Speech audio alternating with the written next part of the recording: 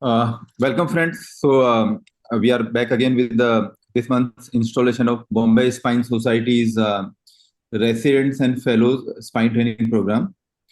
Today's topic is about subaxial cervical trauma, which is the cervical spine injuries happening below the level of the C2.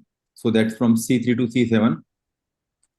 So we have divided the topic in three lectures based on the classification and mechanism of injury, the different surgical approaches you can take, and how you need to rehab these patients, and how important is the multimodality or multidisciplinary approach to deal with these kind of patients for their rehabilitation.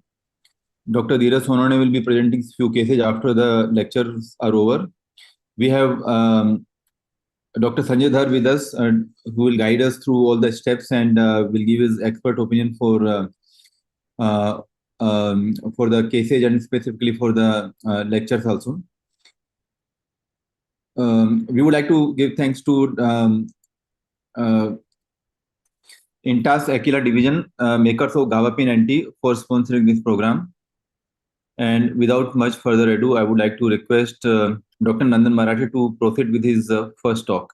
Nandan, please share your screen.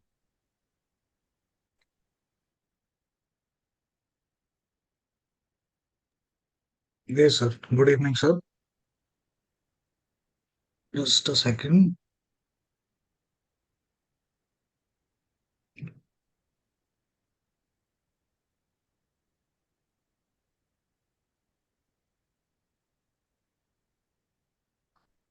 All right. Can you see my screen, sir?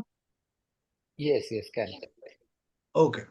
So, good evening, everybody. And at the outset, I would like to thank Bombay Spine Society for this great academic initiative and making me a part of it. We'll be talking about subaxial cervical spine trauma, and I'll be starting off with the clinical assessment and classification systems for the same.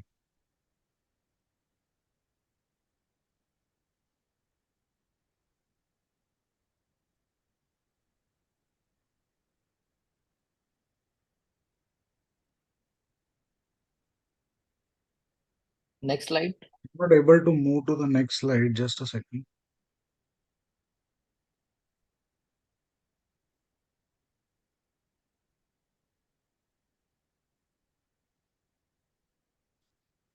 Yeah. Okay. So, in terms of management of these patients, subaxial spine injury management involves pre-hospital care that happens at the site of injury and during transport.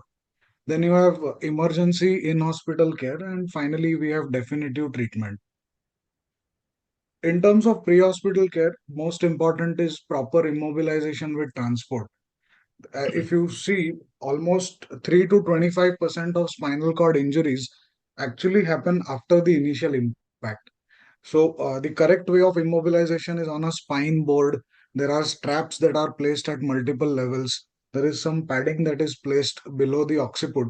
This ensures that these kind of secondary spinal cord injuries can be avoided. Once the patient reaches the hospital, management has to follow a few protocols. So, this includes managing their vitals, looking for associated injuries, looking for other spinal injuries, documenting patient's neurology, neuroprotective agents like steroids, and finally proceeding to imaging and definitive treatment. In the subsequent slides, we will take a look at all these things in brief. Step one is managing the patient's vitals. So you do a primary survey. This is as per ATLS protocols. So you look at airway, breathing, circulation, disability, and exposure. These patients often present in neurogenic shock. They may have bradycardia, hypoventilation, and hypothermia. So the hypoventilation can be due to associated paralysis of the respiratory muscles. It is important to differentiate neurogenic shock from a hypovolemic shock because those are the patients having some tachycardia instead of these shocks where patients have bradycardia. You have to maintain a good BP and oxygenation to prevent secondary spinal cord injury. Once the patient's vitals are stabilized, You do a thorough secondary survey. So that consists of taking a proper history, assessing the mechanism of injury, identifying underlying comorbidities. There may be associated conditions like ankylosing spondylitis, which may influence your treatment. We then look for associated injuries. So, in subaxial cervical spine trauma, the mechanism of injury is usually a road accident or a fall from height. So, they will have chest injuries, head injuries, other extra spinal fractures. So, you have to identify these injuries as well. When there is a flexion vector involved, like a flexion compression type of injury, vertebral artery can be traumatized. So, as high as 17 to 46% of non-penetrating C-spine trauma may have an associated vertebral artery injury that can be missed. So, how do you identify a C-spine injury? Well, just on clinical exam, there may be some telltale signs. These patients have painful and restricted neck movement. There may be a palpable step. There may be point tenderness.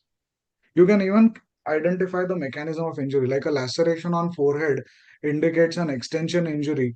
Some injury to the occiput indicates a flexion injury. All symptomatic patients have to undergo imaging. Apart from the cervical spine, there may be non-contiguous injuries in other areas of spine as well. The proportion is as high as 15 to 20%. So your clinical exam has to cover the entire spine, go for palpating other areas of the spine, image the complete spine in a spiral CT. You have to keep in mind that if these patients have neurodeficit or a sensory deficit, they may not complain of pain below the level of lesion. So associated injuries can be missed. A very vital part of clinical exam is documenting the patient's neurology. So it also has medico-legal implications as well as it is going to influence your clinical management. Many of these patients present in spinal shock. So spinal shock can last for 24 to 72 hours. Therefore, periodic reassessment of these patients has to be done. Neurology has to be again compared to the baseline. Recovery from spinal shock is heralded by reappearance of the bulbocavernous reflex and the anal wink. You should be able to differentiate between complete and incomplete spinal injuries. So, look for sacral sparing. The sacral fibers are quite resistant to injury. Presence of rectal tone, perianal sensation, and flexion of big toe are all indicators of sacral sparing. A complete lesion, even after termination of spinal shock, carries a bad prognosis. Then comes the role of neuroprotective agents. There are various ones which were studied, but the most widely used and a controversial sort of component is role of steroids. The theory is steroids help to minimize local edema and they improve spinal cord blood flow. So there were the NASIS trials which were carried out, which recommended steroids for 24 hours in patients who present within 3 hours of injury and up to 48 hours for those who present. NASIS trials, they recommend steroids as a bolus dose for patients who present within the initial uh, 8 hours of the injury. However, the methodology and data interpretation of these NASIS trials have come under criticism.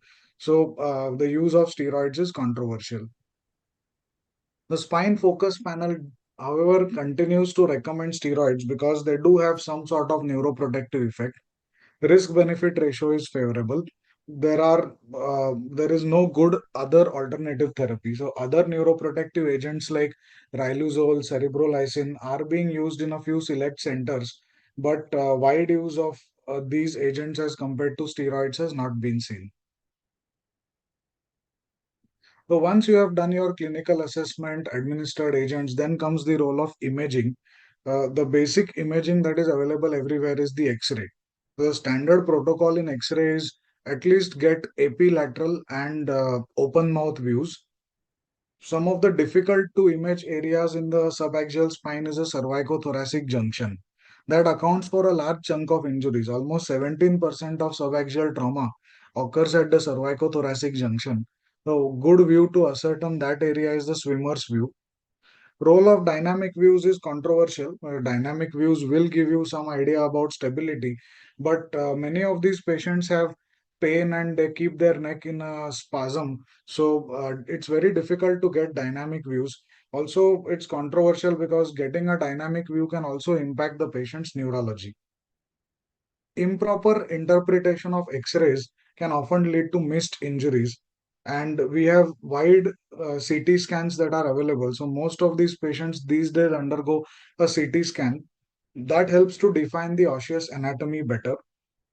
CT scan also helps to image the difficult to visualize areas. So your OC junction and cervicothoracic junction can be easily seen on a CT scan. A quick spiral CT can look for non-contiguous injuries of the spine as well. MRI is very important for identifying injuries to the soft tissue structures. So the disc, the PLC, the spinal cord can be seen better on the MRI. You can also assess the severity of spinal cord injury, what is the direction of compression on the MRI scan. In cases with fracture dislocation, the MRI scan will also show you the presence of the posterior disc herniation, which will help you in determining your management strategy. MR angio and CT angio are also useful investigations when you are suspecting vertebral artery injury. So once imaging is done, we have to classify these injuries and decide a definitive plan of management. Classification is a must because treatment of these injuries is evolving. There are many fixation strategies. There is a proliferation of fixation fusion techniques. There are a large number of surgeons who are now treating these injuries outside of tertiary care centers. So there is a big variation in management of cervical trauma. So if you have a good classification system, there is a common language that everybody is speaking that helps us to standardize our protocols of management. So when you ask for an ideal classification, it is something which should provide a common language. It should help to propagate some standardized treatment strategy. All the important variables that are used in decision making should be a part of this classification system. It should be descriptive as well as prognostic. So we will be talking in brief about historical perspectives as well as the current classification systems that we use. So if we go back in history, we start off with Sir Frank Holsworth. He initially gave the two-column concept of stability. He had a large experience of as much as 2000 patients, and he came out with the first comprehensive classification system in 1970. His system was the first to discuss the importance of the PLC when it comes to determining stability. So Alan Ferguson worked on it, and in 1982 we had a system based on mechanism of injury. So there were six categories in the Alan Ferguson system. You had compressive flexion, vertical compression, a distractive flexion, compressive extension, distractive extension, and a lateral flexion type of injury. One of the problems with this system was rotational vectors were not included. So this was taken care of by Harris et al. In 1986.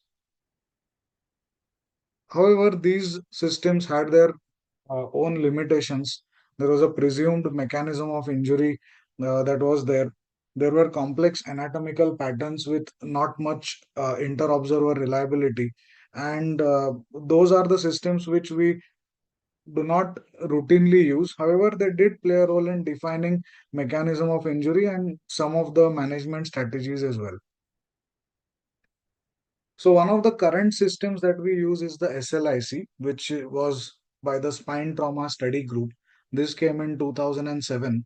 So there are three major determinants, that is the morphology, status of the discoligamentous complex, and the patient's neurology.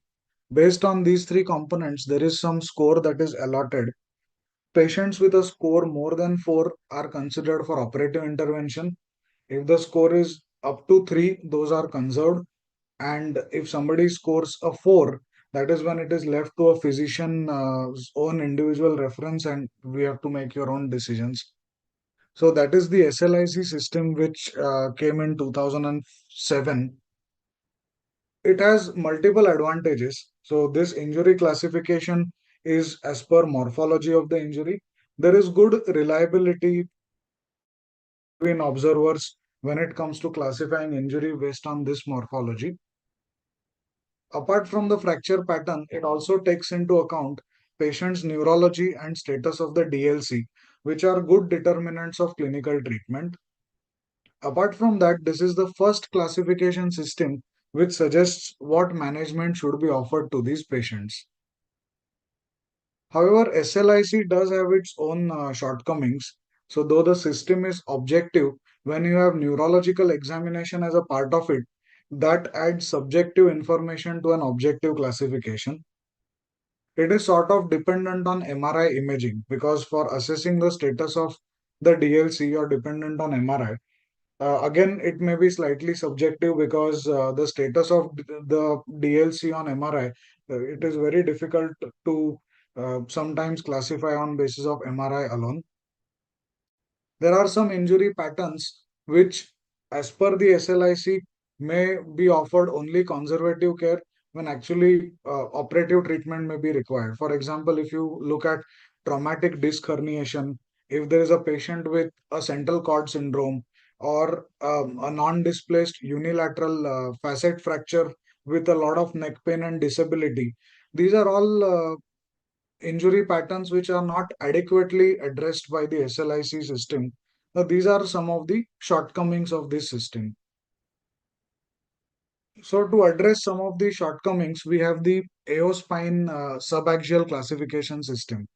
So, the AO group has classified these injuries on the basis of the type of injury. You have compression injuries where your posterior tension band is not affected. Then you have tension band injuries without translation. And then there are the translational injuries. So you have the ABC injury patterns. This is very similar to the thoracolumbar injury system. Apart from that, they have facet injuries as well, which is graded as a type F.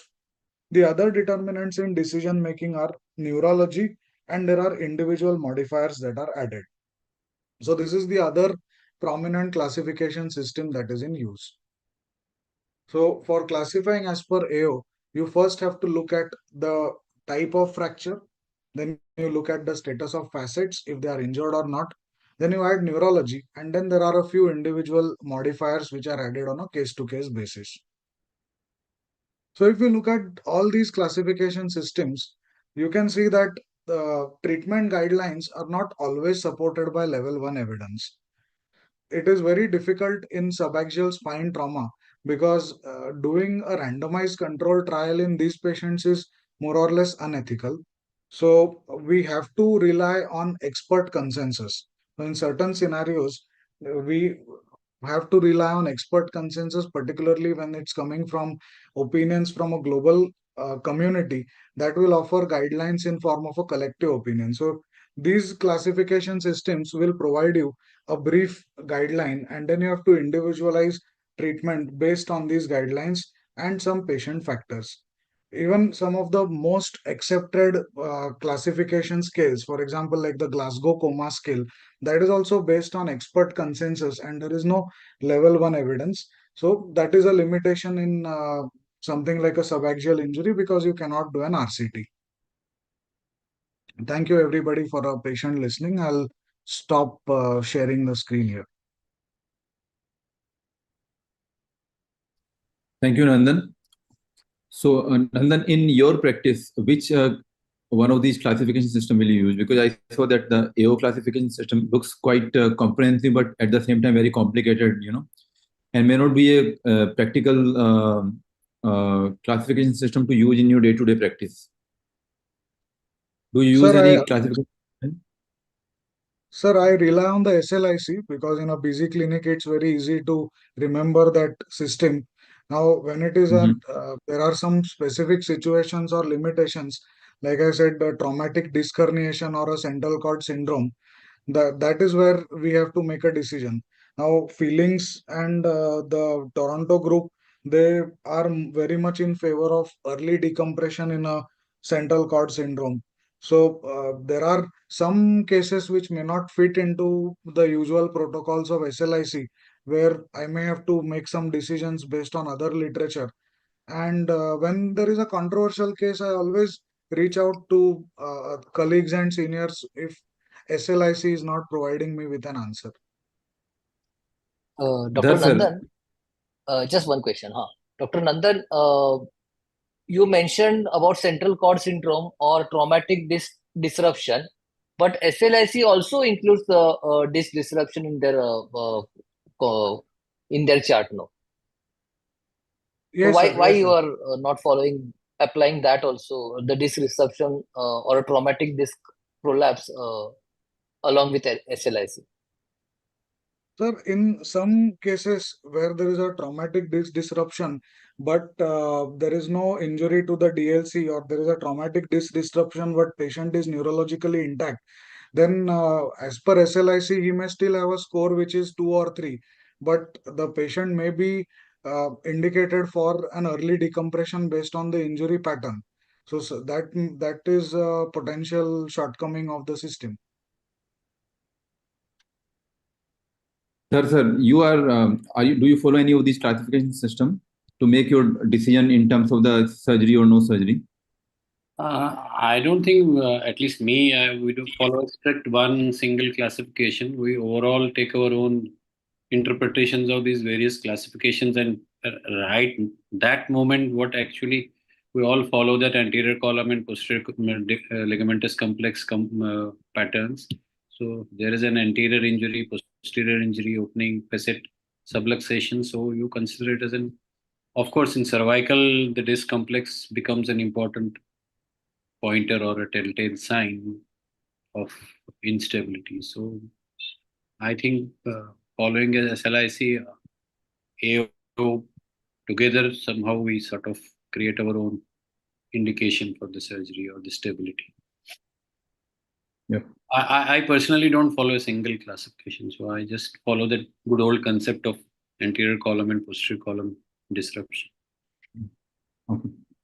Thank you. Dr. Nandan, Any I other had a question. Yeah, I Yeah. had a question. So, what do you think is the significance of getting an sitting X-ray with a collar to assess the stability of the spine when you are seeing, especially in old age patients who have these C2 fractures, which are like low energy fractures? So, how about getting an sitting X-ray with a collar that is a weight bearing X-ray? And do you really use those, or you still use the slick classification for that?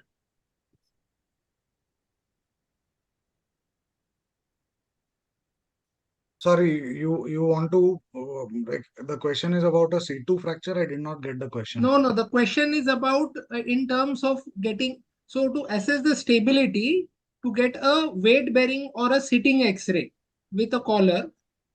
How about that in terms of assessing the stability of the spine, of cervical spine? So I'm not really doing sitting X-rays in a spinal cord injury right now. I agree with you that a sitting position with a collar will give you some idea about stability as compared to supine MRI. But then many of these patients have a lot of neck pain and a spasm. So just a quick spiral CT and MRI is what I do. Okay, fair enough. Arvind, I want your opinion on this instead. Is this mentioned somewhere to do a sitting X-ray and assess the stability and apply a collar also? I'm No, not aware to about be this. honest, like I gave that Yes, yes. reference in terms of lot of these old patients. Like we used to regularly follow it in UK that lot of these old patients have stable fractures, like the A C2. traumatic Yes, yes. cervical spine. So traumatic in terms of low energy fractures. Okay, a lot of these old patients have these fractures, and to get a CT and MRI, and they generally don't have a lot of fracture cord compression as such. But to assess the So stability, we used to put which are them less traumatic? So you say wedge fractures, something like that. wedge fracture, something like that. Okay. Yes, or a Okay. C2 odontoid fracture. Okay. Okay. So in those, we used to assess them with a collar, and even in follow-ups, we used to assess them with a weight-bearing X-ray. And if everything is going all right, we used to manage them with collars. Even like unilateral subluxated Facetal dislocation. facetal dislocations, Right. we used to use these weight-bearing X-rays to assess whether there is any instability or the vertebrae are moving more. Then we used to take a call about surgery. But we Do did use you them find any certain. difference on this X-ray in We'll move to the- supine and sitting? That is one question. And second question, then if you want to assess instability, why to use a collar? So you have to give some amount of protection to those cervical spine, isn't it? So at least I would give, like, even if a patient has got a C2 fracture undisplaced, okay, in an old age group, I would give them a collar, okay. If they are not tolerating, then definitely would like not give it. But I would try to give them a collar. What do you think, Dr. Dhar? Thank you, Arvind. We'll move to the next talk. Arvind, sorry to interrupt you. So the confusion is not only about the classification system, the confusion is also about which kind of approach should we take for a particular fracture or dislocation pathology. So Dr. Arjun Dhawle will shed some light on what are the different approaches available and the different surgical techniques available to deal with different kind of fractures and with or without neurological affection. Arjun, please.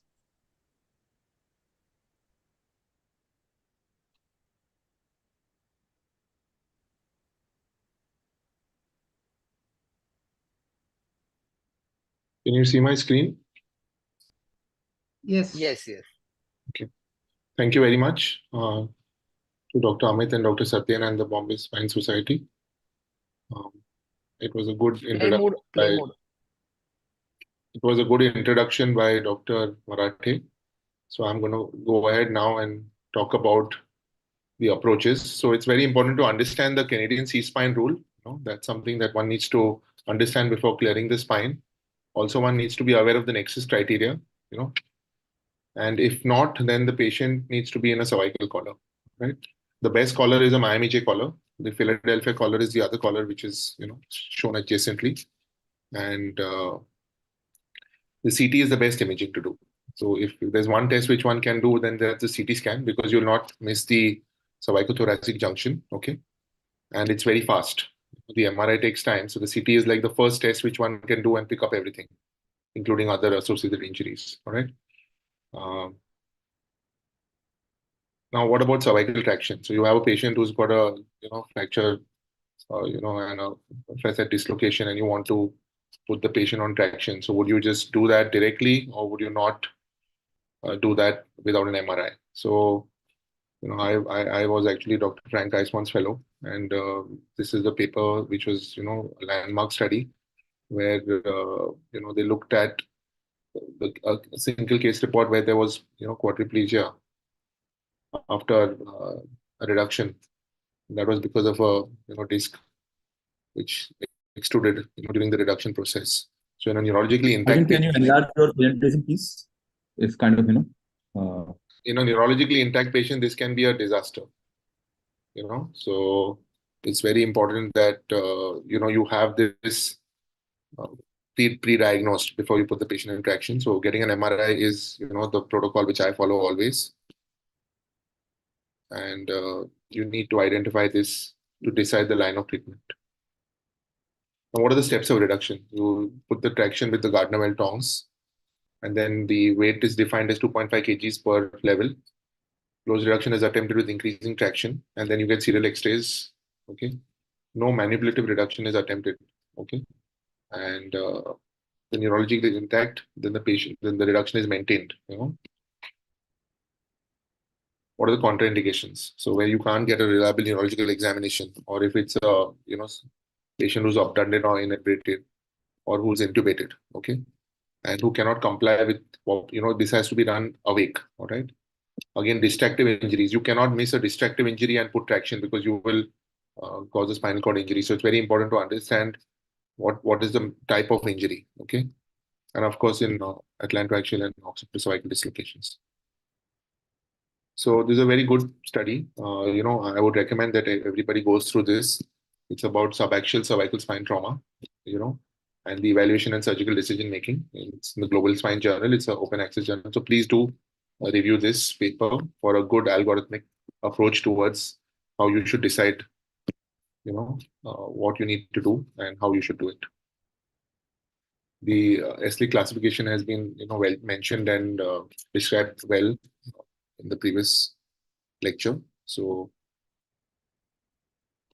and it's been, well sort of validated too. All right, it's been validated by other studies. So it's a good study. It's a good way to kind of at least classify and decide, a treatment. Methylprednisolone again has been touched upon. If a patient does come in early, I think it is still a good option to give it. The patient has presented in the first few hours. Of course, if the patient has presented later, then I think it's controversial to give it. Surgical treatment. When we talk about surgical treatment, the timing of surgery is critical. Okay, and ideally, the surgery done early within 24 hours is better than a surgery done later. All right, and it has been shown that the ASIA improvement is sort of better with early surgery. All right, versus late surgery. Okay. But by that, I don't mean you do it in the middle of the night. If you feel that the patient is unstable, you have to have everything well prepared and all the systems in place. So, for example, if you want neuromonitoring, etc., you should have all that available when you're doing the case. Now, it's important to understand the anatomy of the cervical spine. Also, one needs to understand the the vertebral artery and that it may be injured.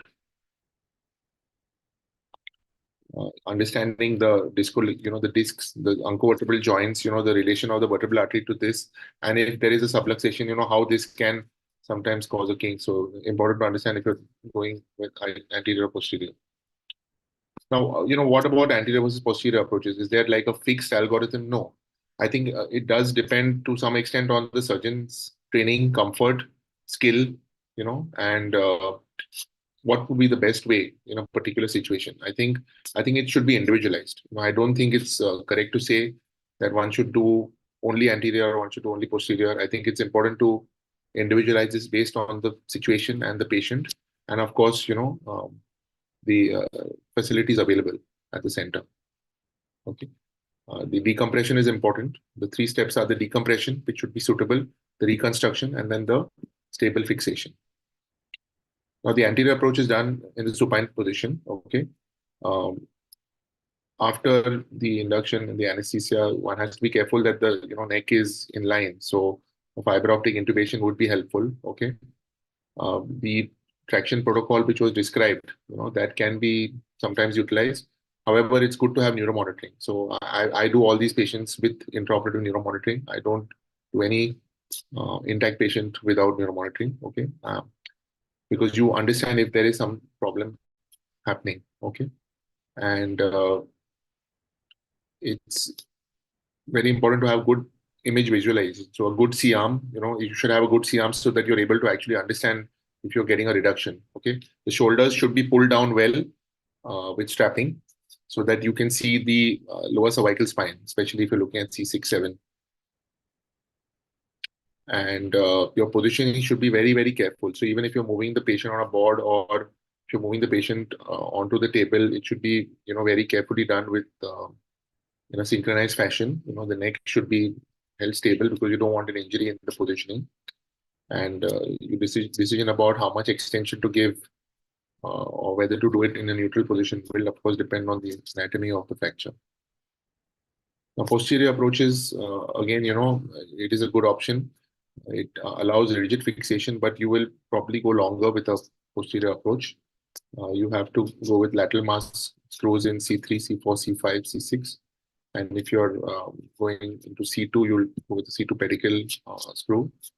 And if you're going into C7, it is again a pedicle screw.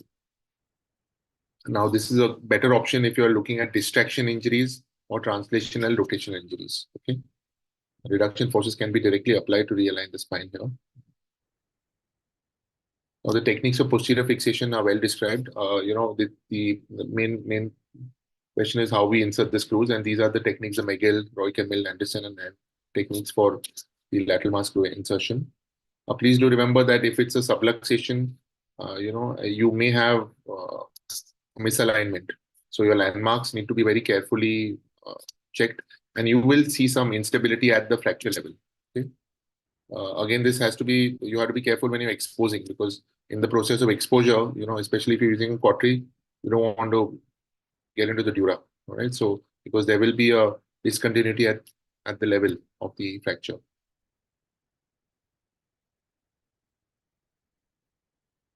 Now, this is to show you the lateral border and the medial border of the lateral mass, how you divide them into 4 quadrants, and then where you take your entry point. Okay. And it's a good idea to start with a burr and then go along the spinous process in the contralateral side. Important not to give too much pressure, okay, because you don't want to cause an injury in the process of instrumentation. And it's important to do the decompression then subsequently. This is a good way to use the drill, and then this is the screws have to be in confluence. You cannot have a translation of your screws, because then getting the rod in will be difficult. So you have to have it in confluence. It's sometimes a good idea to skip the C6 lateral mass screw if you're going to C7, so that you don't have to use an offset connector, and it's just easier to get your rods in. Now, this is another good study by Dhiraj Sonawane on the comparison of anterior and posterior approaches in cervical spinal cord injuries. And Brian Kwon has looked at a prospective randomized control trial of Vancouver, he and Charles Fisher. So what are the surgical considerations in specific injuries? Now, burst fractures, the burst fractures is something you need to evaluate. And these are fractures which should be treated with a cervical corpectomy, with a graft and plating, okay? If there is a posterior injury also, like a PLC injury, then these require circumferential stabilization, okay? And because there is a chance of a failure if you just do a all anterior approach. You can see that they're well stabilized with the collar. Central cord syndrome is again a very, very important subject. You see it in patients who are having undiagnosed cervical stenosis, with the fall, and they can suddenly, show deterioration. And the way to differentiate is the involvement of the upper limbs more than the lower limbs, So when the hand involvement is more. Now, in these situations, it's critical. If you're planning for surgery, then an early surgery will help, So when there is a cervical stenosis in the setting of a central cord syndrome, early decompression will help, a delayed decompression may not be of much benefit, So picking up the diagnosis on time and then intervening on time, will be important, and basically these cases require a cervical laminectomy if one suspects instability than a fixation. Now, what about unilateral versus bilateral facet injuries? So this is again a very good study, which is from the Canadian and the AO group, okay, and they have looked at deciding the surgical approach based on the SC classification. So I'll show you an example of a 45-year-old female who basically had a history of road traffic accident. The car she was traveling in overturned on the freeway. She came with neck pain and had some abrasions on the left hand. There was a deep wound over the 4th and 5th metacarpal. And neurology, she had weakness of the triceps and shoulders, abduction. And these were her X-rays that when she came in initially. Okay. And that's the MRI, to show you the facet fracture dislocation. So here one can decide what is a good approach, an anterior versus posterior approach. And this is to show you the further imaging.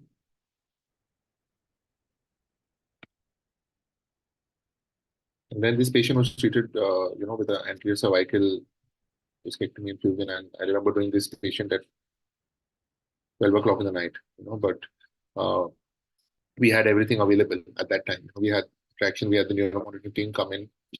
We were able to do this surgery with, in a sort of appropriate setting. And the reduction did come on table, after anesthesia and with the traction. Okay? And regular anterior cervical approach, a good dissection, of the soft tissue structures, removing the disc carefully, and then fixing with a cage filled with bone graft, and then an anterior cervical plate, locking plate. Again, it's very important to visualize your reduction on a Shyam. I cannot emphasize this, more, because it's very critical to be able to visualize a lower cervical disc. One man is doing it. It's sort of fairly obvious when you're doing an anterior approach that you have a good reduction, that the offset is corrected. So also in a posterior approach, but one needs to sort of also, cooperate with good imaging. When the patient neurology is not involved, it's good to have the monitoring, because you're not over distracting or causing any iatrogenic injury. This is a 3-year follow-up for this same patient. You can see here that the spinous process was fractured. Okay, and I do keep these patients in a collar for at least 6 to 8 weeks. Now, another situation is a patient with ankylosing spondylitis. These are patients who will have trivial trauma and will land up with cervical injuries, okay, and trivial trauma. So it may not be a big road traffic accident like you saw in the previous patient, but may just be a trivial slip at home, and they may just complain of little bit of neck pain, and often they present late. Okay? So this is a 45-year-old male who came with this neck pain. He later on developed upper limb weakness, for which then he was referred, and he had tenderness in the cervical spine. He had weakness of the triceps, and otherwise was intact. Okay, so that's the CT. So like I said, the CT is the best study to pick everything. You have to have a CT of the whole spine, and you can see here that there is a subluxation. Okay, 6, 7 there, and you can see that is opening up. That disc space is opening up there. All right, you can see the hyperintense signal in the disc. You can see the subluxation and that cord pinch. Okay. Now, it's very important. See, these patients are extremely at high risk for neurological deterioration if there is a problem in the positioning. Okay, because if you overextend, you will have a transaction. So it's critical that the collar is kept on. Even when you flip the patient. Now, in a patient with a spinal cord injury, the disadvantage of a posterior approach is that you have to flip the patient. Okay, especially in a patient who's having a fixed spine. The movement will only occur at the fracture, and that will be at the cost of the neurology. So it's critical that the neck is immobilized well and the positioning is done as a log roll synchronized. You should have enough people to do it. You should have everything available to do it correctly. In a patient with ankylosing spondylitis, something like this, it's always a good idea to, instead of using just a horseshoe or something, it's good to have the Doro or the Mayfield clamp. Okay, because you can then position exactly the way you want, and you can sort of include the cervical kyphosis and the thoracic kyphosis in, so that you don't land up hyperextending. Again, it's critical to be able to visualize that junction, on the lateral image. So the shoulder pull down, okay, or trying to get an oblique image so that you are able to see the reduction. Again, always with neuromonitoring. I do these patients always with neuromonitoring. So supine basic signal, and then after anesthesia, and then prone signal. Okay. Sometimes awake intubation is done in these patients. Okay, awake intubation fiber optically, right? And this patient, after positioning, then lateral mass fixation was done proximally, and extension was. You should go a little long in these cases. You don't want to try to save levels. The spine is anyways fused, and you want stable fixation so it doesn't fail, right? So this patient had cervicothoracic fixation. You can see that the reduction is well maintained. Okay, and that's the follow-up at 1 year showing good fusion. Okay, in these patients you don't need to do circumferential. You just need to do good posterior stabilization, and that should be sufficient. And the fracture will unite. Of course, the patient should be kept in a collar. That's the 1 year follow-up. This is a case actually. I happened to see this patient because they were from Bombay, but they had patient had an injury actually in a bus, in a sleeper bus, the way to Rajasthan, and the patient was treated in another city in Gujarat. And this patient actually had a fracture, with a dislocation there, a settled fracture dislocation, and this was the injury. Patient had quadriparesis, And this was the stabilization which was used. Okay. And what happened was that then this slipped and the patient required to be reoperated and was managed by the same surgeon, and patient had deterioration. Subsequently, the patient was treated with the anterior cervical plate, with a cage, and then the patient started to improve.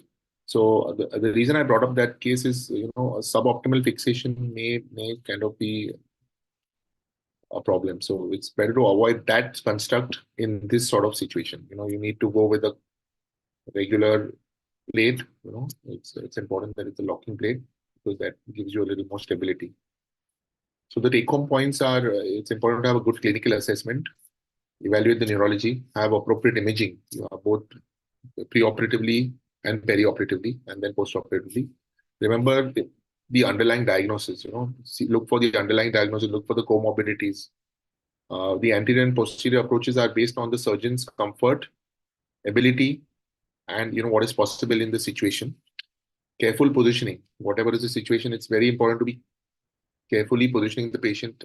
And I cannot overemphasize the need of neuromonitoring. And of course, then whatever you decide to do, please have a stable fixation. I'd like to thank you for a patient here. Thank you, Arjun. Thank you for this lucid presentation.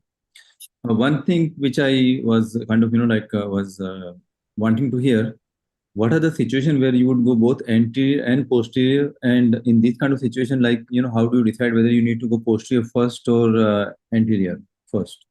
So, the burst fracture. So the burst fracture where there is a posterior involvement, okay, where there is a posterior ligament injury. So like a 3-column, it becomes almost like a 3-column. That is the one where, so if you're doing a corpectomy, then it's better to sort of do the corpectomy, do the anterior, and then do the posterior stabilization second. Okay, that is the one situation, because that is an unstable situation. So where you have a 3-column injury and where you're doing a corpectomy, because then, there is a lot of pressure that you can have a failure. And so I think understanding, the anatomy of the injury and then taking a call. And if you're not going to do, then, how confident you are of the stabilization and how well you're going to immobilize the patient. So I keep all the patients in a MyMJ collar for 8 weeks. And I do serial imaging, at 4 weeks and then 8 weeks, and then decide. And how about anterior first, like the burst fracture example you just gave? Yeah. What about anterior first or posterior first? Anterior first. I will always address because that's where that is the the problem. The problem is there, and the compression on the cord is there. So it's very important that you remove the compression first, stabilize that area, fix it with a good, with a good fixation, with a good plate, and then do the posterior. Because if you have a retropulse fragment, and if you want to do a posterior first, you will have a spinal cord injury because your cord is compressed, and in the process of posterior instrumentation, if you're not going to decompress, you will end up with a problem. While if you do it anteriorly first, you are removing the compression, you have a good stabilization, and then posteriorly you just are fixing. You don't need to do a laminectomy. So I would never do a laminectomy in this situation and destabilize the entire spinal column. I would just do a posterior fixation, as in that's it, nothing else. I would not do a posterior decompression in this situation. If you're doing a posterior first, then you are kind of destabilizing everything if you decide to do a decompression. The only situation where I will go only posterior is angspont. That is the one where even if there's an anterior injury, I will only do a posterior stabilization. That's why I wanted to show that case. How about in cases of facetal dislocation? Like, how would you deal with them? So I usually address it anteriorly. Okay. Yeah. So I mean, if you have a facet fracture, usually it will reduce. And if you have neuromonitoring, and if you are able to put the traction on, and you will usually get a reduction. And if not, then even during the ACDF, after you've done the discectomy often, and once you put the Casper pins, if there is no vertebral body fracture, then you can put the Casper pin, and on that also you can reduce it. Sometimes you'll get a reduction, and then you stabilize it, with a bone graft or a cage and a plate. So, I mean, convention. I have a conventional approach to this. Okay. Dhar sir, any comment, please?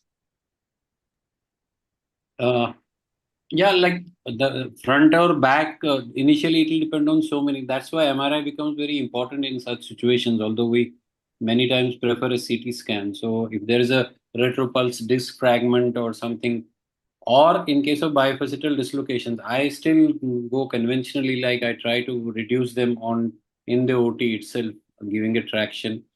And then if the distraction is enough and we are able to get the reduction, then I would prefer to go anteriorly.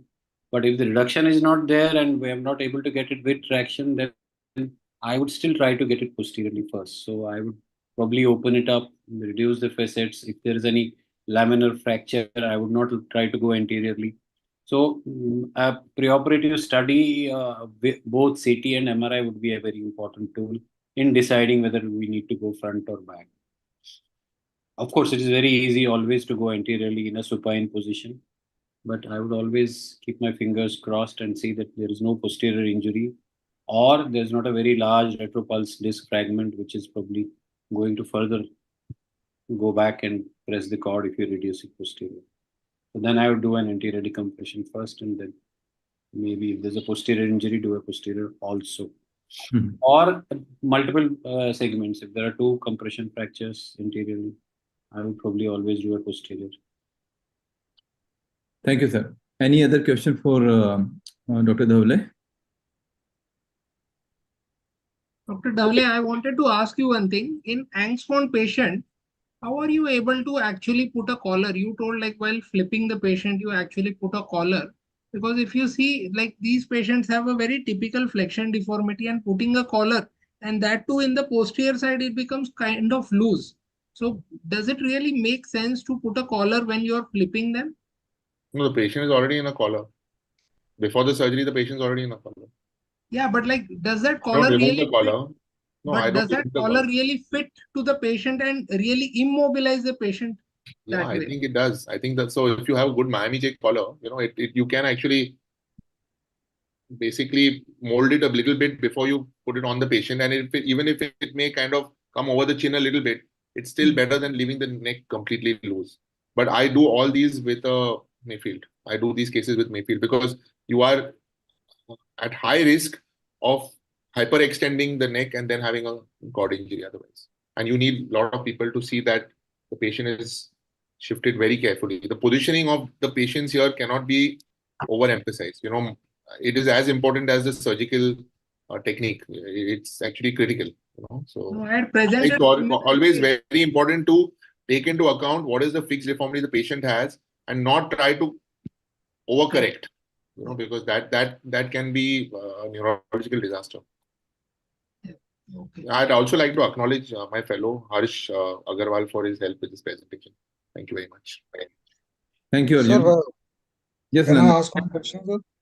Sir, again coming to angst, there are some surgeons who, when there is an injury, they try to use the fracture as an osteotomy and attempt a correction while you're fixing the fracture. So in practice, Arjun sir, you try to fix it in situ, or you any thoughts about that? I have always fixed it in situ. The patient has come with a fracture. The problem is the pain and the neurology. And Right. the patient has not come to you for a deformity correction. Right. One should just try to fix that fracture safely and get the patient back on their feet, and not try to do more than what needs to be done at that point. And really the patient has come to you for that fracture and, for the pain they are in and for the neurology that is there. And to try to do more in a situation where the cord is already, I would not do it. I mean, I would just fix it the way it's supposed to be fixed and then deal with it later if the patient would like. I have never tried to correct at that time in any patient I have so far treated. I've always tried to fix it as is, and I'm extremely careful about this. You have to do a good decompression also, So after so you have your fixation, it's very important that you have a good laminotomy made proximally and distally so that the cord is free. Often you will see that the cord is pinched badly, and there will be, sometimes contusions you see on the cord. So you have to be very sort of mindful, use a drill or use a ultrasound burr, and never push your kerosene in, to try to decompress, because the cord is already, as you see, stenotic, and then any instrument in the canal will lead to a deficit.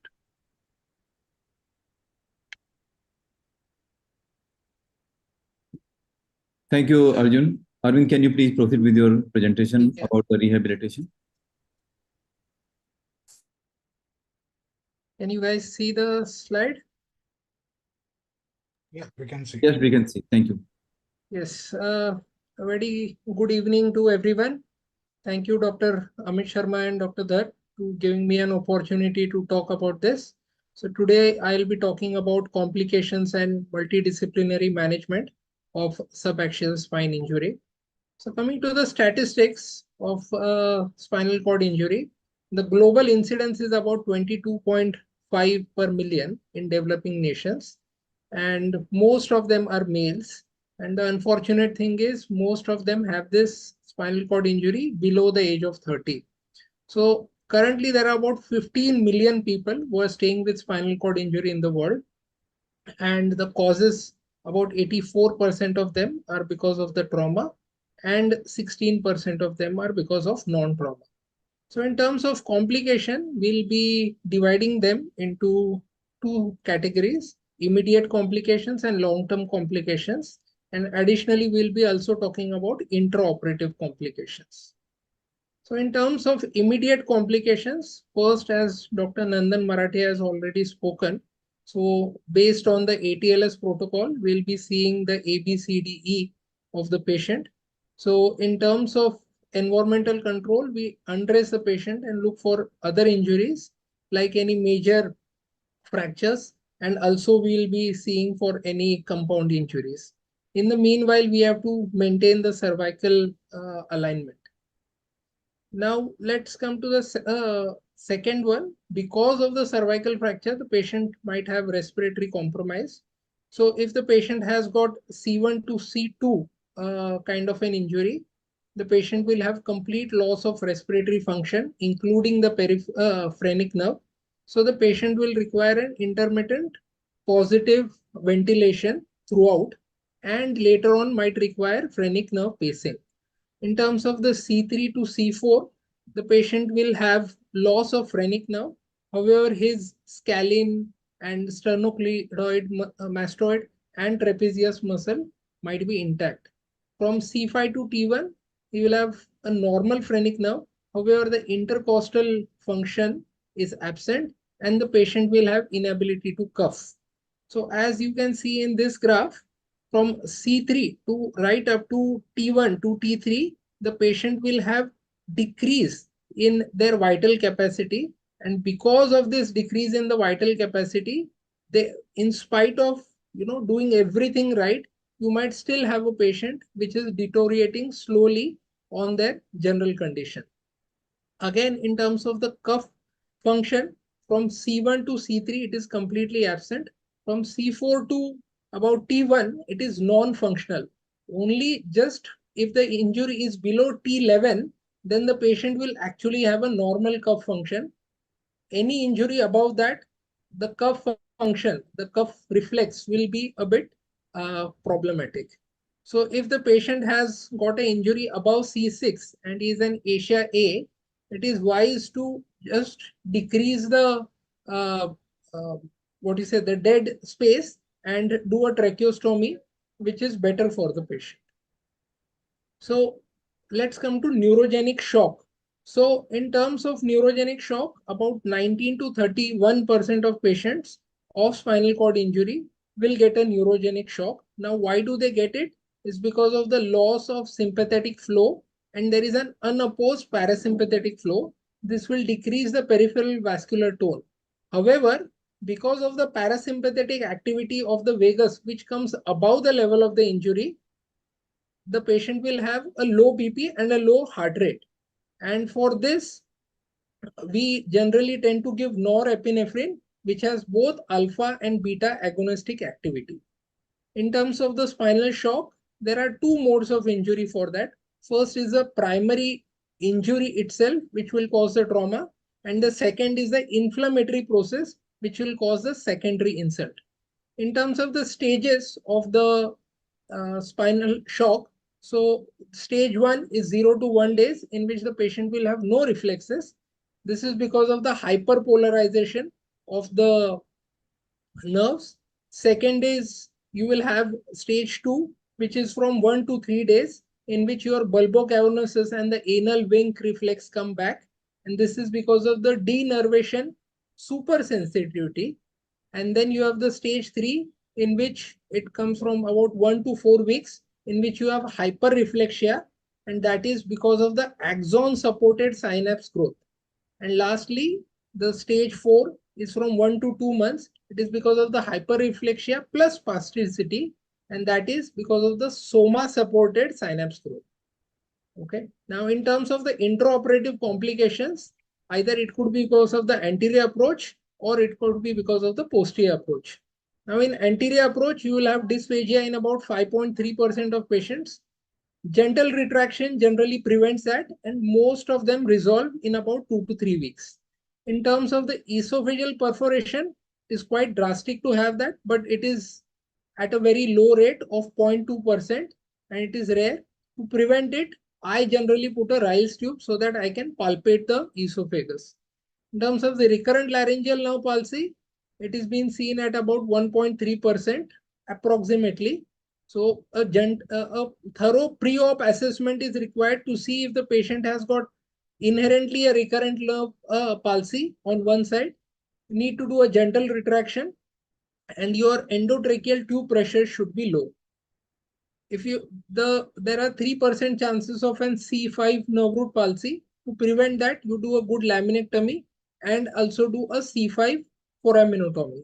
Infection rates are generally less in anterior approach compared to the posterior approach. Now let's come to the posterior approach complication in terms of the lateral mass cutout. So if you are using a blunt drill bit and trying to just make a path, sometimes the drill bit just slips more laterally, and then your screw goes more laterally, and that can cause a lateral mass blowout.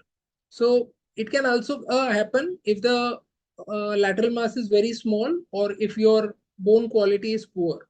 So precaution should be templating the screws on CT or MRI beforehand, and using, as Dr. Arjun told, that you use the bone burr to make the entries of all the lateral mass beforehand before you start using a drill bit to make the entry path. Now, in terms of salvage, what you can do, it's very contentious to say that you take a bit of medial entry point and redirect a screw, which could be a rescue screw, which has a larger core diameter. But sometimes this could be also very compromised in terms of the pull-out strength. The better one is to extend the fixation upper or lower level based on where your lateral mass has blown out. In terms of the vertebral artery injury, it is one of the disastrous complications. However, the incidence rate is very low. So how to prevent vertebral artery injury is, first off, you should have a good pre-op planning. So we need to try to find out which is the dominant vertebral artery. As you can see over here, this one on the right side is the dominant one. Similarly, on an CT angio, you can see the left one is the dominant one over here. And also, Dr. Tushar Rathod has done a very good study in that to find out the vertebral artery injuries. So if you have a trauma, the patient might have a vertebral artery injury as seen over here. And you need to start either from a non-dominant side or you start with an injured side instrumentation. And if you get any injury, vertebral artery injury at that point of time, you stop the instrumentation and you don't continue on the other side.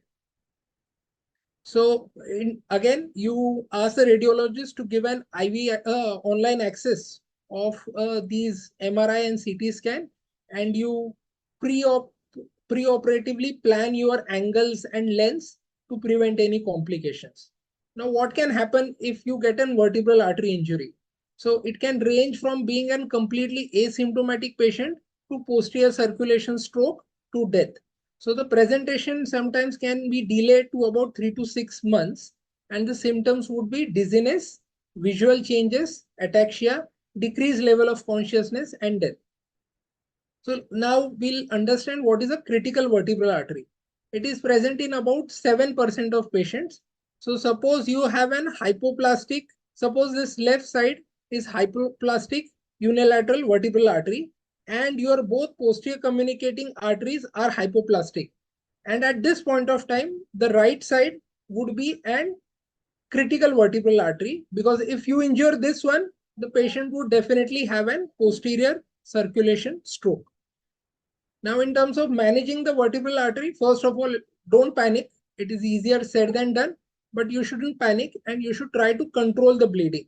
If it is an intraosseous bleed, which generally happens in subaxial posterior instrumentation, you can put bone wax, or a bit of contagious thing is you could pass a screw and control the bleeding.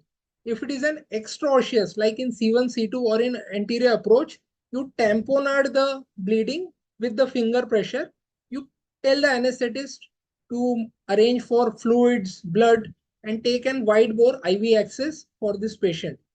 Again, for multidisciplinary approach, you need to have a backup of vascular surgeon and an endovascular surgeon, and you call them at this point of time. You always try to repair wherever possible, and tying the artery should be your last resort.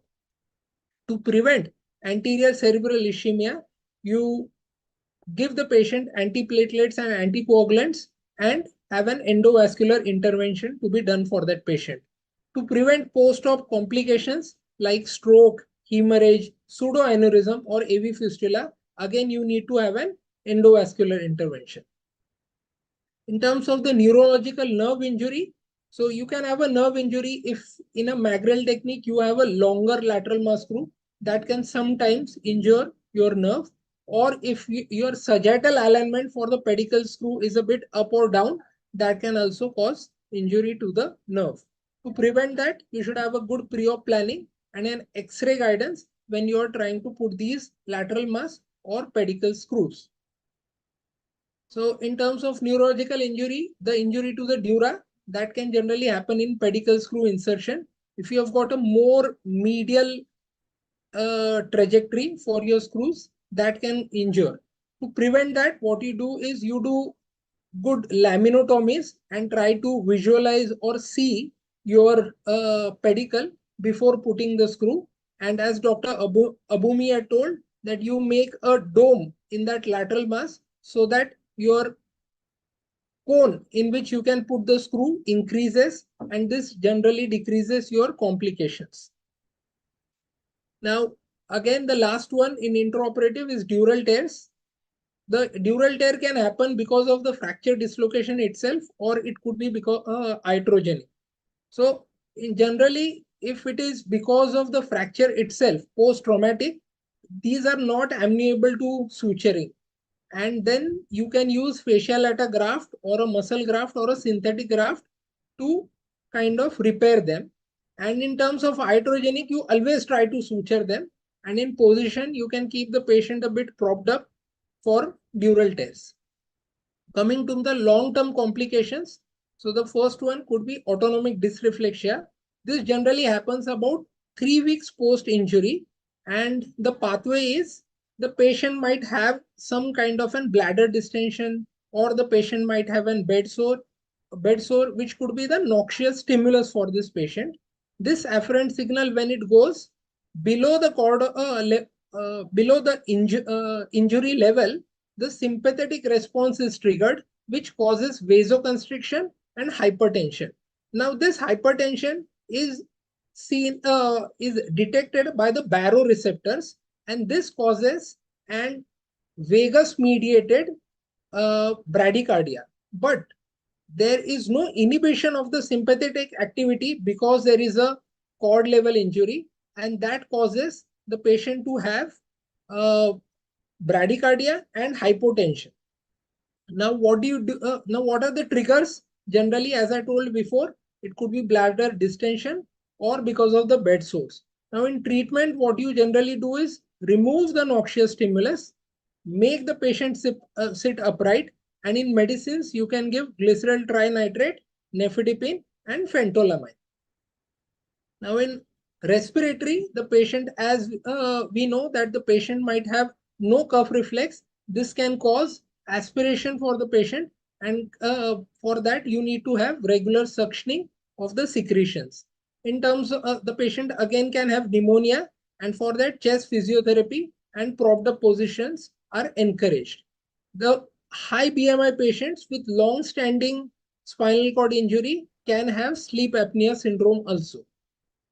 In terms of the patient can have thermal dysregulation. So the patient can either have hypothermia because of the loss of normal defenses like shivering and vasoconstriction, and the patient is not able to move. That's why if the patient has got some cold uh, cold air or something getting exposed, the patient is not able to move, and that can cause hypothermia. Similarly, the patient can have hyperthermia because there is no sweating and is not able to move. Lastly, the patient would have musculoskeletal problems like spasticity, wasting of muscles, and contractures. The patient will develop bed sores, can develop bed sores, and this can cause systemic infections. And the patient has got high rate of venous thromboembolism. The patient has a reflex spastic bladder, which will cause urinary retention, causing increased chances of urinary tract infection, renal calculi, and hydronephrosis. So here, because of these complications, you can see that we need a multidisciplinary approach to these kind of spinal cord injury patients. So in immediate, you need a trauma surgeon for MSK injuries. You need a good radiologist to tell you about the vertebral artery injury and other disc injury or the posterior ligamentous complex injury. You need to have a neurosurgeon if the patient has got a head injury. During surgery, as Dr. Arjun told, you need to have fiber optic intubation. So you need a good anesthetist. If you injure the vertebral artery, then you need endovascular surgeons or vascular surgeons. For delayed complications, you need a good psychologist to treat their depression. You need a very good intensivist for ICU management. You need a pulmonologist for chest complications. Bed sore and contractures can be managed by nursing and physiotherapist. And you need a urologist for urinary problems. Again, these patients rapidly go down on nutrition, so you need a good dietitian to manage that. Last but not the least, the relative should be on your side because it's a hard task to manage these patients.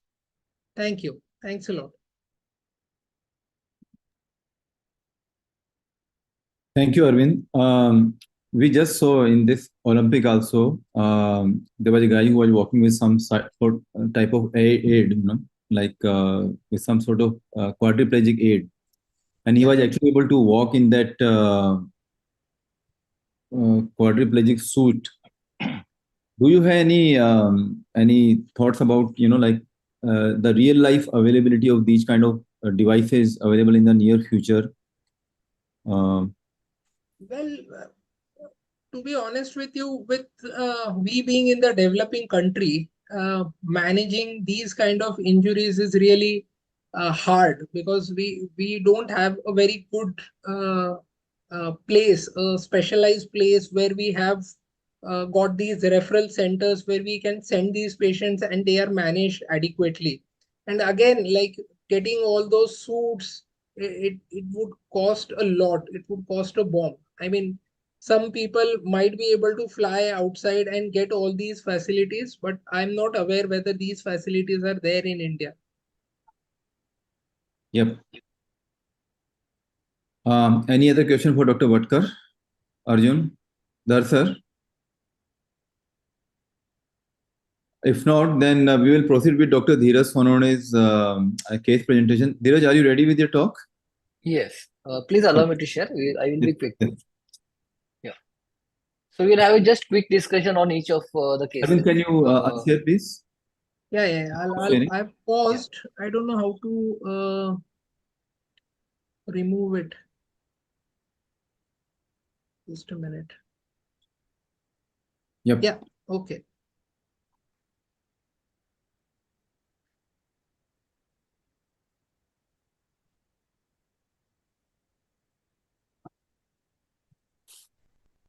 ठीक है. Can you see the screen? Yeah. Okay. ठीक. So this is for my first case. He is a middle year age male, and he presented with neck pain and difficulty in walking since 10 days, and after an injury. Let me minimize this. Can you see the screen completely, or Yes, Yes. no, we can see it clearly. we Perfect. can see, no? So these were the X-rays. You want to add something to this, Arvind? So there was a short neck in this patient. The normal X-ray was quite difficult. Yeah, I think CT scan is what is needed for this patient. Okay. Any other special views you usually recommend for these patients? Um, Apart from only on X-rays, if you are going for X-rays, any other X-rays you want to do? You do Swimmers, swimmers. you will do Yeah. swimmers for the cervicothoracic junction. Okay. Okay. And any And a other thing open apart mouth from view. swimmers? Open mouth view, just to see the Okay. C1, C2 ठीक. region. Okay. The patient was having this kind of neurology. He was having upper limb weakness at wrist and hand grip was weak. Otherwise, lower limb he was absolutely fine. These are his MRI images. So you know the classical presentation, upper limb involvement with such kind of MRI image. So what's the diagnosis? Yes, Dr. Arjun. So this is basically a patient who's got, if the upper limb involvement is more than the lower limb, I mean, it's basically, Yes. you have to look at central cord as the first thing, that, Yes, and yes, like perfect. So this is central cord syndrome, obviously. Upper limb involvement more than lower limb. There is no bony injury as such, and there is already existing stenosis. So this is a very classical central cord syndrome. So Nandan, how is your approach in such patients in central cord syndrome regarding the management? So the current guidelines are more in favor of early decompression for these cases. So there's a very interesting paper by Dr. Feelings. It came out just a year back. So if you Okay, sort of decompress them and fix them early within 24 hours, their chances for neuro recovery are better. In this case, particularly in this case, there is a very focal stenosis there at 3-4 level. So right. the approach would probably be an anterior cervical discectomy and fusion. Okay, okay. Uh, Does Michael Fellings mention about the significant neurology or instability as a criteria for intervention, or all central cord syndrome he suggests early surgery? Is there any particular indication within central cord syndrome? I think in his paper, regardless of the extent of injury, he is more in favor of early decompression, whatever be the extent of the neurology. Okay, and what about fixation? So if there is no obvious instability and you can get away with just a laminectomy alone, Okay, but for like a focal case like this, ACDF would be a good approach. okay, okay. Dr. Amit, what anything else you want to add to this? No, I think it's a central cord syndrome, and we can see the primary compression is at C3-4, and there's significant edema in the spinal cord. Right. So surgeries, I think, will be required, and my choice will be to go for anterior surgery because there is a primarily anterior compression. Okay. There is a good amount of disc prolapse, so hopefully we should be able to get away with a smaller procedure like ACDF Okay. at C3-4. Okay. Okay. Regarding anterior cord syndrome management, I have not read the recent paper, but overall consensus is only in unstable spine, or if there is significant neurology or a worsening neurology, early intervention is recommended. But in cases with, so there is a mixed kind of consensus on this, or so only in patient with worsening neurology, unstable spine, or significant neurology less than 3 or lower power, they go for aggressive surgical management. So this was the consensus uh, till my understanding, till the papers which I have read up to 2021. But I have not read the Michael Felling's paper. In this patient, there was only hand grip weakness, which was not significant, and wrist was almost 3 plus. So I have gone with a conservative treatment, and there was a significant improvement within a month. And at the end of 6 months, he has improved to near normal. So there is a mixed picture in such cases. But early intervention may have given a better result, or early recovery. I don't know about that. Dhar sir, what is your opinion about this case? Would you have conserved this patient, or you would have waited and watched? No, if there's a clear-cut compression, many times central cord syndrome may present with no mechanical compression. It might be a primary injury which has now come back to its original position. So those moments we may sort of conserve them. But when there is a vivid pincer-like effect anteriorly, posteriorly, I think decompression becomes an important. Okay. Just to add to this, sir, this compression. So this is like a man in a barrel. Already the cord is stenosed before the injury, and in a stenosed cord, the spinal cord injury is the cause of the deficit. Is the cause of deficit. Yeah. So hence we are, and the edema is also suggesting of the same. Hence, so the consensus, why the consensus is there of waiting and watching, especially in severe deficit, because we can further cause further trauma to the spinal cord. Hence, that consensus is there. Anyway, the compression was pre-existing. It is seen most commonly in a spondylotic stenotic spine. Yeah. So further decompression, how much it helps is a controversy. Yeah, but that's what I'm saying.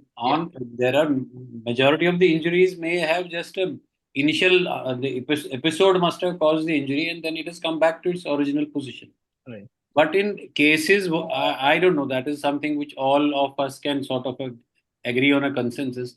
Like we have an evident compression anteriorly, posteriorly, which is like a pincer effect. Yet there is a deficit. You don't know the pre-existing status of the canal that time. So those moments, I would probably be safer to go and at least do some decompression. Okay, sir. Okay. So I have a point to make in this. In central cord syndrome, Yes, sir. when you have the injury and when you see the patient primarily, it is always important to check the patient sequentially, because a lot of these patients improve in spite of doing nothing.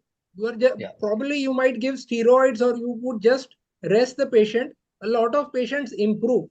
So do you think at that point of time it is sensible to just wait and let the natural process go on, or you still intervene? So you are asking to me? Yeah, I'm asking to the whole panel. Probably at that point of time, do you really? No, but whole panel is for early intervention. So I was for more aggressive conservative treatment. Somehow I was lucky to get the result, but and overall as per my understanding, the concerns are mixed. So that has gone, and that was having think the patient is improving, then you still manage conservatively, or you go operatively. Dr. Dhar, what do you think? No, patient, obviously any patient if it's improving, whether it is whiplash or central cord, we always wait. Yeah. Yeah, fair enough. Yeah. Okay. So let's go to the second case. So second case, a 30 years old male with neck pain and radiating pain in upper limb with weakness in upper limb. He has a fall from height. You can see the X-rays. So you can see the X-rays, no? Yes, we can see. So there is a bifacetal dislocation, and this was the neurology. So almost significant weakness in upper limb, and lower limb was absolutely normal. So this was the MRI picture of this patient. So there is a bifacial dislocation with significant upper limb involvement. So how is your approach, sir, usually? Dr. Amit, you go with reduction first, and then we plan for the surgery, which was a conventional thing. I think Dhar sir and I as a resident also used to do the same. We used to reduce it, keep it in a stable position with a collar, and do it the next day or whenever the OT slot is available. Because many times in public hospitals also, it's not easy to get the patient in the same day. Or you go in the same day with complete surgery and reduction when it present immediately to you. Let us direct this question to Arjun. Arjun, what would you do in this kind of situation? I am sort of fortunate to be in a big tertiary setup, so I would do it at the earliest, with everything available. I prefer not to sort of reduce in the emergency. I prefer to take the patient to the put the patient in the collar, and then in the OT in a control situation, reduce it and then fix it at the same time. Perfect. Yeah. I would do anterior. You have to be very careful about or not over distracting, so you have to be very careful of that also. Right. Perfect. Dhar sir, you want to add to this? No, I never said that you start aggressive traction and then only do that. I mean to say that while you, like, even in Arjun's hospital, probably you anyway shift them to the OT recovery, put a traction there, and while you are getting all things set up, and you will see mostly even while giving anesthesia, they get reduced. Yes, sir. So that is what I meant to say. I am not saying that you do watchful neglect and then give only traction and wait for next day. Even in the public, we used to do it in Sion, we used to do it in Nair, like we would shift them to the OT recovery, start traction, and then by the time you are on the table, it would get reduced. So even many times if reduction is not by traction, we would do it under anesthesia, try to just gradually maneuver them in, because that would give you a lot of relief that your canal diameter is restored. Then you plan whether you want to do anterior, depending on the amount of disruption, whether you want to do anterior or a posterior. Okay. Nandan, so what's your plan for such patients? You do only anterior, you like to do only posterior, and in which cases you like to do both? So for a case like this, once we get a good reduction, usually anterior approach and supplement it with a collar for 6 to 8 weeks. It is very important to not use those standalone cages. Arjun sir showed a very good case where just screws are put and it doesn't. So these That are was the not a typical right. cases where I will definitely add a locking plate to the construct. Sometimes if I'm not very confident about the quality of the bone, or there is some associated fracture in the vertebral body, we may consider supplementing it with a posterior construct. But majority of the cases, just a good anterior fixation and a collar for 6 to 8 weeks would be the protocol. Okay. What about the cases which are highly unstable? Suppose there is a fascicular fracture along with this, and even if you get reduction, do you want to leave it only with the anterior fusion and unstable fascicular fracture with a disc disruption with anterior surgery, or in such cases you like to add something posterior also?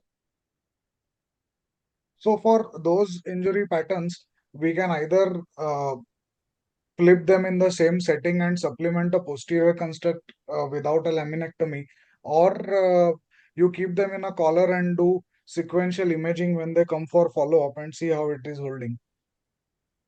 Okay. Dr. Arjun, if such cases are not reduced on table, if they present after a couple of days, sometimes they are not reduced. So as per the articles, after 72 hours, the chances of reduction reduce more than 50%. So how is your approach changing, or what else you do for getting reductions? So then, I mean, that is a more difficult situation. The patient who's having a missed, dislocation. Or neglected, right? That is a difficult scenario, and especially if the patient is neurologically intact. So then you need to counsel, the patient carefully and talk to them, about the risks, etc. And then you still have to follow the same principles. You may require to do a more extensive release. So with the traction, you need to do more extensive release. You may need to remove more bone. So along with the disc, like sometimes doing a partial corpectomy so that the cord is free. Okay, and then you sort of I would still, sort of try to do it anterior and then require to do posterior also. Then this sometimes can be two-stage, and I think you have good experience with these cases. You have, I think, good work you've done on this. So Yeah. So in this case I have got decent reduction only with anterior, and it was there was no fascial fracture. After reduction, it was quite stable. I added the fusion to this, and patient did well. He started improving quickly. Amit, is there a scope for third case, or should I just quickly run? Yeah, a quick one. Yes. So I will just go through. This patient presented after a surgery to me after cervical corpectomy surgery.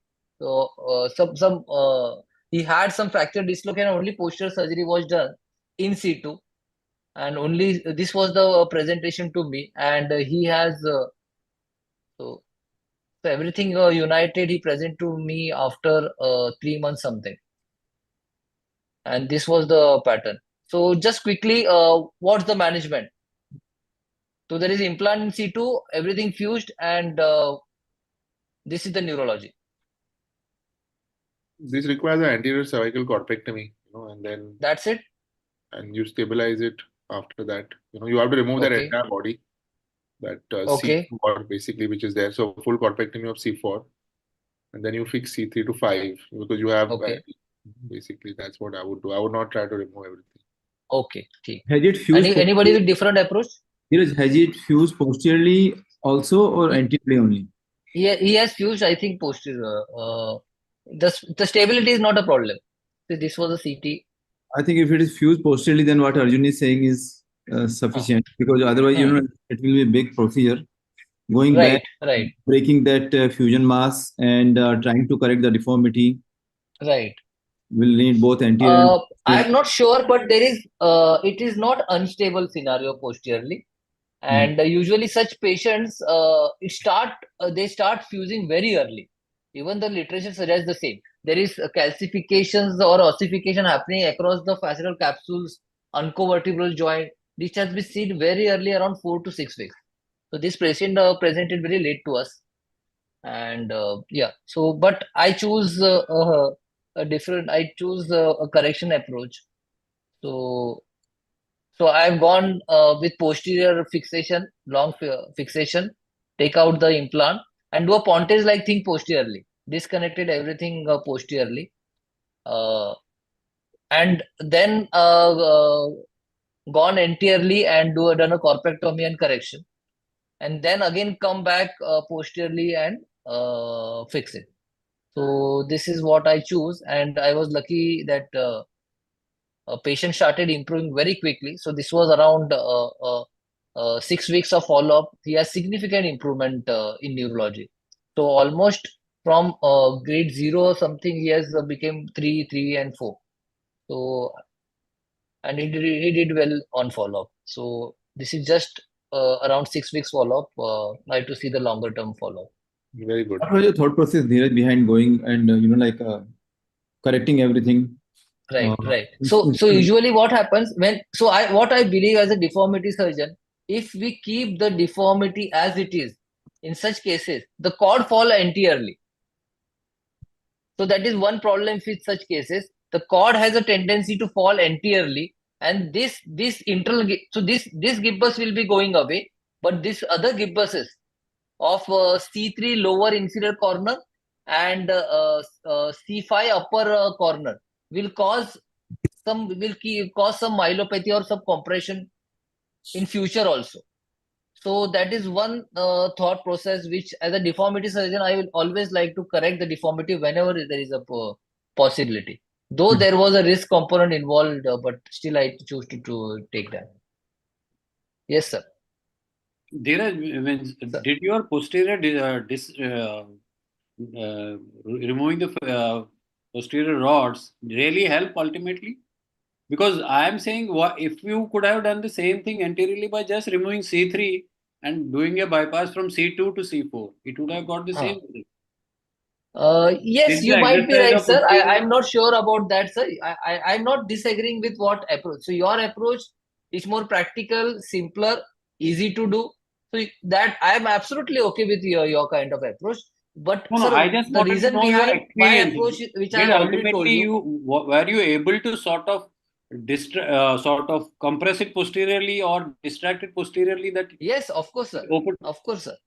So initially I have done a complete facetotomies. I have taken out the part of facet which has there is a loptosis component. I have taken out disconnected completely, like a Pontes osteotomy. 1 centimeter of complete bone block laterally has been taken off, apart from along with some lamina part. So I've taken it out completely and gone entirely over that on, and we have done some after corpectomy. We have done some extra correction, and patient was also on garden well tongs and on neuromonitoring.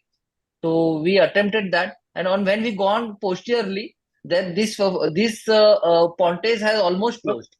If you see your post-op X-ray, your Sir. cage is still more anteriorly. It has not gone to almost middle of this. It is more lying hanging on the anterior. So you can see this cage looks quite okay overall. No, discrete is fine, but at C3 it is almost on the anterior ridge. So Yeah, that you will might give a- come. Yes, but I don't know, sir. Whatever we find on table appropriate. Many times the cord, as per the cord positioning, we decide that. So I don't know. For me, it might be a oblique X-ray, but on Cage is table it was.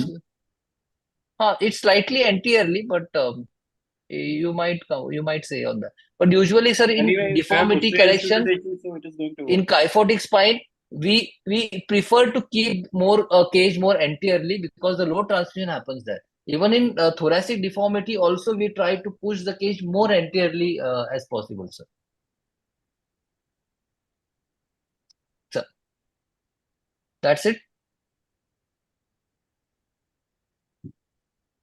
Any other final comments? हमारा ही होना चाहिए. I think it was a very good session, a very thorough session.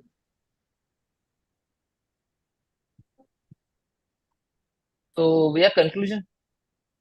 ठीक है. Dhar sir, thank you very much for being there for the entire time and coming here even before us. So Thank you very much for. thank you, Arjun, Dhiraj, Arvind, Thank you. Nandan. Thank you. Thank you for taking all your effort to make such a nice presentation. Thank you, Amit, for inviting. And Yes. sorry to bother you because the lady I just understand. behind me. Yeah. I'm sorry. So for the next month, we'll announce soon the topic as well as the date. It will be the first Thursday of the next month in the evening time. And we would like to thank you, the Aquila Intas division again, for their continuous support, the makers of Gabapin NT and Gabapin range. And thank you again. Thank you all. And thank you for all Thank that. you very much. Thank you. Thanks. Good Thank you, night. sir. Good night. Good night, everyone. Thank you very much. Bye, Arjun. Bye, Arvind. Dhar sir, bye, sir. Good night, sir. Bye. Bye, Nandan. Bye, sir. Bye, sir. Good night.